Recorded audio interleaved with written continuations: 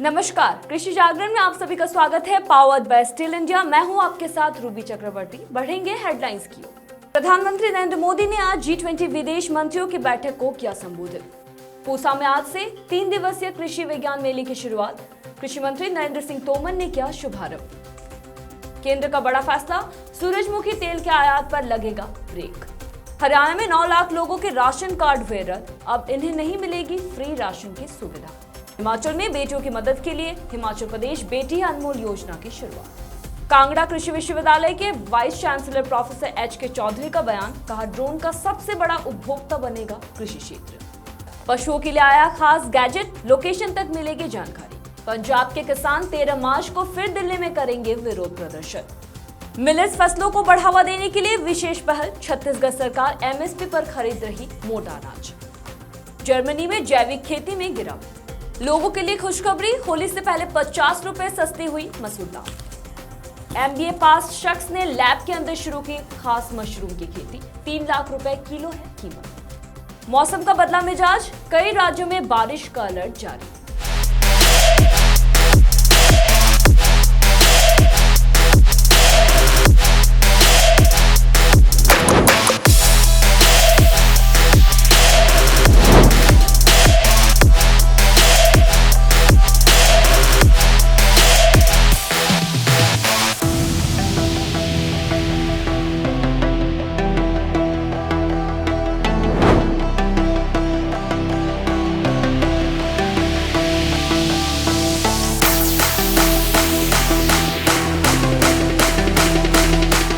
बढ़ेंगे खबरों की ओर।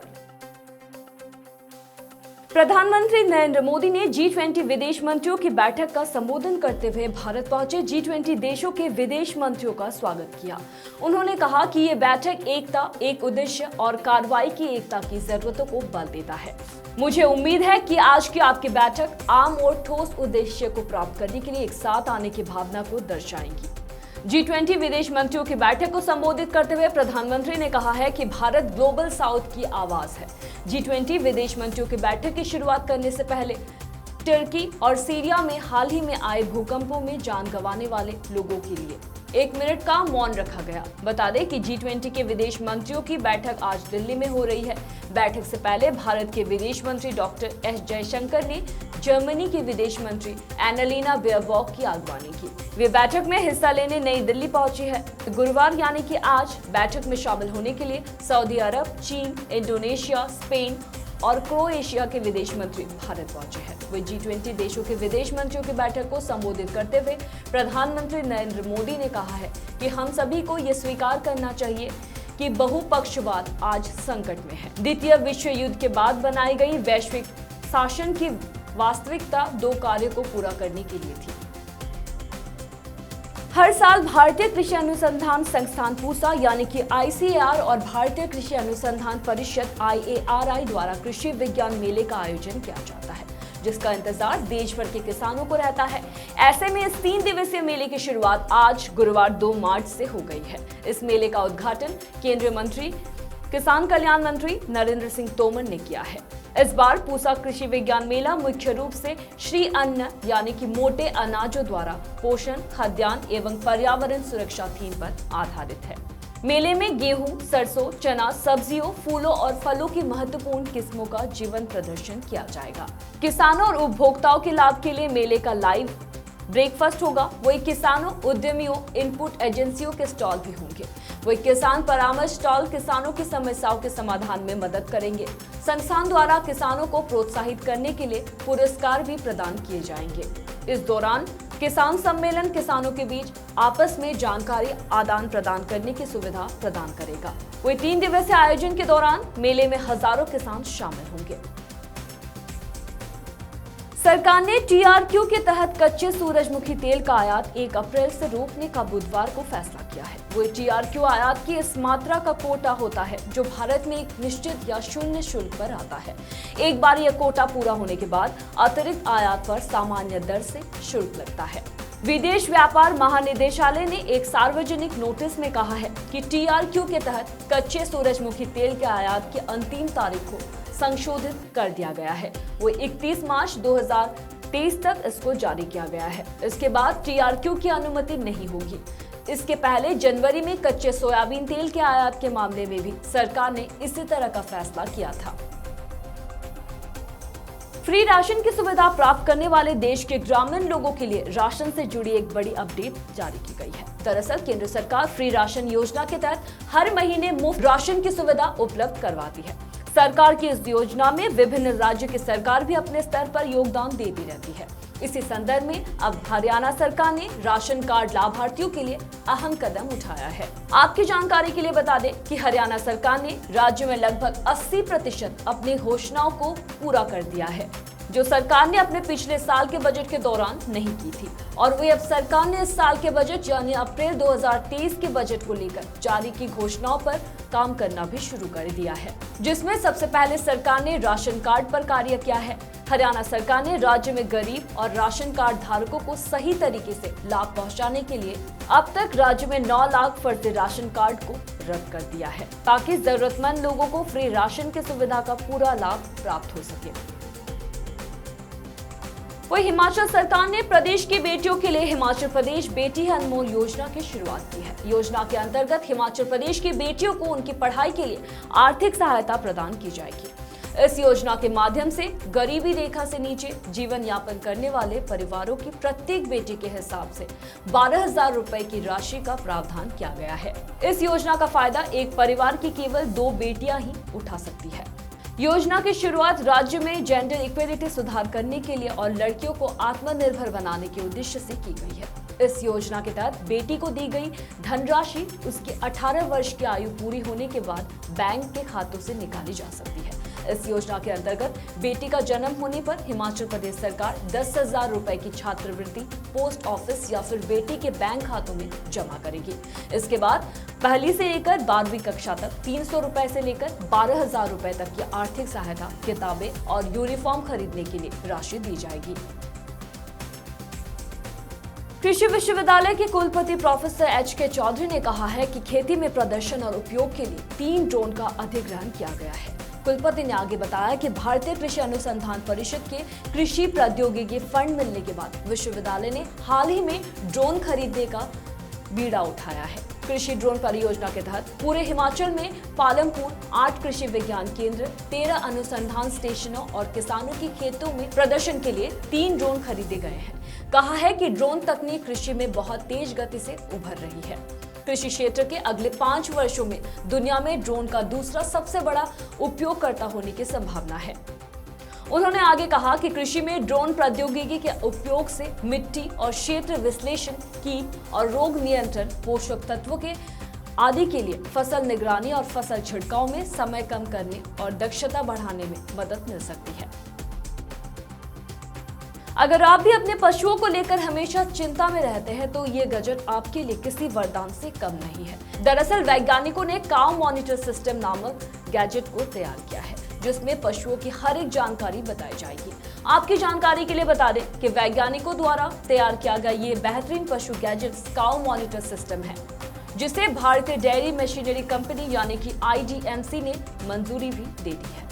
अगर आप ये सोच रहे होंगे कि ये कैसे काम करता है, दरअसल ये एक तरह की बेल्ट नुमा तकनीक है जो पशु के गले में पहनाई जाती है, ताकि पशु कहीं भी जाए उसके मालिक को इसकी लोकेशन के बारे में पता हो। ये काउ मॉनिटर सिस्टम सिर्फ लोकेशन ही नहीं बताता, बल्कि ये फुटस्टेप्स, मवेशियों की गतिविधियों और पशु में होने वाले बीमारियों की भी जानकारी पहले ही आपको बता देता है। यह भी बताया जा रहा है कि इस तकनीक से पशुओं को खतरनाक बीमारी से कैसे बचाया जाए, इसके बारे में बताएगा। ये बेल्ट यानी काउ मॉनिटर सिस्टम पशु के गर्भाधान से भी जुड़ी जानकारी देगा। पंजाब के किसान संगठनों ने एक बार फिर दिल्ली कूच करने का फैसला किया है, जिसके लिए 13 मार्च का दिन निर्धारित किया गया है। वो चंडीगढ़ स्थित किसान भवन में मंगलवार को बैठक में यह रणनीति बनाई गई है। इस बैठक में 5 किसान संगठनों ने हिस्सा लिया है। इन किसान संगठनों का कहना है कि वो अपनी विभिन्न समस्याओं और मांगों को लेकर 13 मार्च को संसद की ओर कूच करने वाले हैं। किसानों संगठनों का कहना है कि इस दौरान वो पंजाब को जल संकट से बचाने के लिए प्रधानमंत्री नरेंद्र मोदी को भी एक ज्ञापन सौंपेंगे। बैठक के दौरान किसान नेता प्रेम सिंह धूंग ने कहा है कि बैठक में गहन मंथन के बाद महसूस किया गया है कि केंद्र और राज्य सरकार किसानों की परेशानी को देखते हुए भी बिल्कुल गंभीर नहीं है। बैठक के दौरान किसान संगठनों ने केंद्र और राज्य सरकारों से कृषि के क्षेत्र में सार्वजनिक निवेश बढ़ाने के लिए अलग अलग बजट की मांग की है। किसान नेताओं का कहना है कि पंजाब में गंभीर जल संकट पैदा हो सकता है, भूमिगत पानी कम होता जा रहा है, वही गलत नीतियों की वजह से राज्य की नदी का पानी भी बाहर जा रहा है। किसान नेताओं ने केंद्र सरकार पर आरोप लगाते हुए कहा है कि 3 कृषि कानूनों को निरस्त किए जाने के बाद अब वादों से पीछे हट गई है। वही किसान संगठनों ने एमएसपी को कानूनी दर्जा देने और किसानों के कर्ज माफी और लखीमपुर खीरी के किसानों को न्याय दिलाने और दिल्ली समेत अन्य राज्यों में किसानों पर दर्ज मुकदमे वापस लेने की भी मांग की गई है।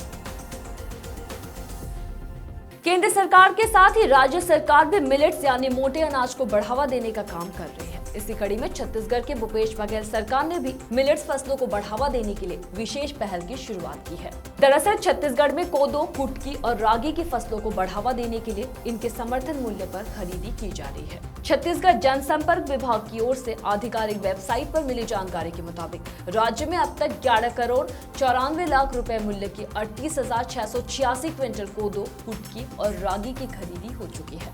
इसमें से अब तक राज्य सरकार द्वारा 31,750 क्विंटल कोदो, 1,368 क्विंटल कुटकी और 5,558 क्विंटल रागी की खरीदी हो चुकी है।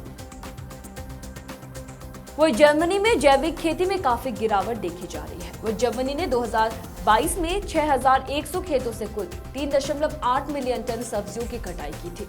ये 2021 से 12% की गिरावट थी। वही 2016 से 2021 के औसत से 2% कम थी। वही 2021 में 4.3 मिलियन टन सब्जी उत्पादन देखा गया था। हालांकि 2022 में गर्मी और सूखे की वजह से गिरावट आई है।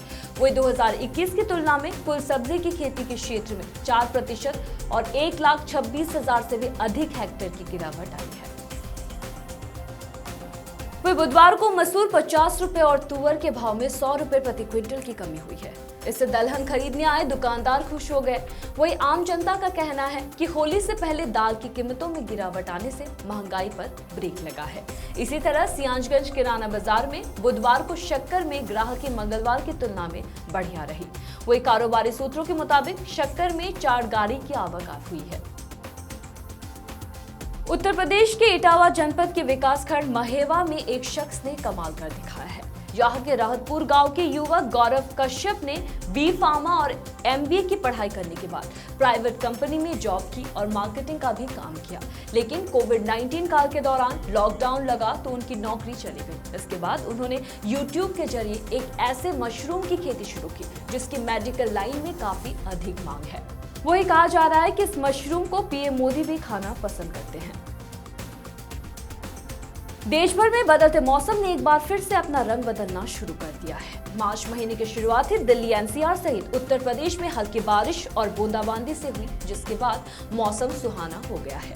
जहां फरवरी महीने से ही गर्मी ने अपना प्रचंड रूप दिखाना शुरू कर दिया है, वही अब मार्च महीने में मौसम सुहाना बना हुआ है। मार्च के शुरुआती दिनों में सुबह और शाम के वक्त मौसम में हल्की ठंडक बनी हुई है, जिससे बढ़ता तापमान परेशान नहीं कर रहा है।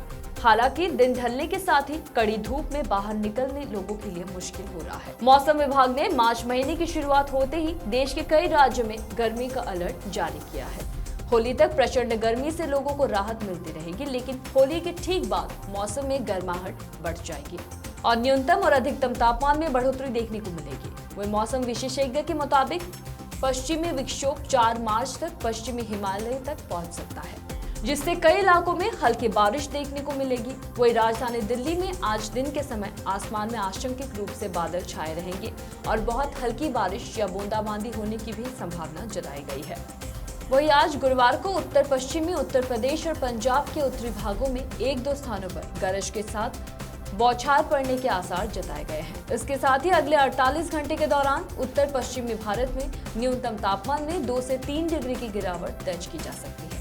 फिलहाल कृषि जागरण में मेरे साथ इतना ही। खबरों का सिलसिला जारी रहेगा। अधिक जानकारी के लिए देखते रहिए कृषि जागरण। धन्यवाद।